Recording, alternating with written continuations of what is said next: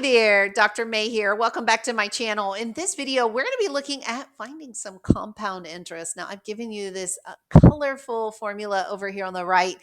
I loved this graphic because it identifies for us what each of those variables represent.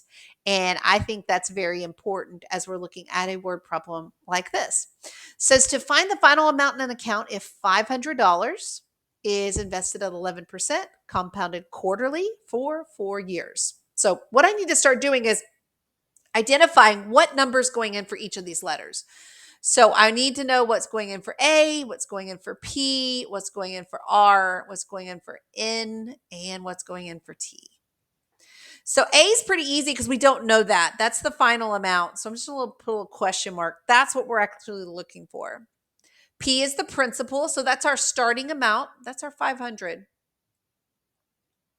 Then R, I want you to see there, it's the interest rate as a decimal. That's important. So I'm not going to use 11%. I'm going to use 0.11. Move that decimal 2 places to the left here. Now, N is the number of times interest is compounded per year. So we were told it was compounded quarterly, and that means 4 times per year. So I will use N as 4. And then T, we're told is time in years. That's 4. So let's take a look at what that looks like if I put everything in the formula where it goes. I've got A, I don't know, so I'm going to leave the A there. Then I've got 500 going in for the P. I've got 1 plus 0.11, and then divided by 4, and then raise that to the 4 times 4.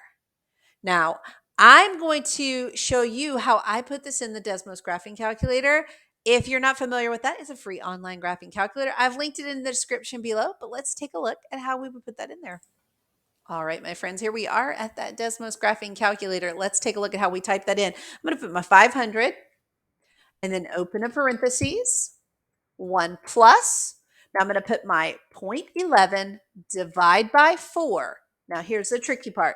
Your cursor is currently in the denominator. So you're going to have to get out of the denominator by pressing the right arrow and close that parentheses. Now you're ready to go in the exponent. And the way you go in the exponent is to hold the shift key down and press the number 6. Notice your cursor will go to the top and you can type 4 times 4. Well, it wants to go down, doesn't it? I suggest we just go ahead and do that 4 times 4 in our head, and that is 16.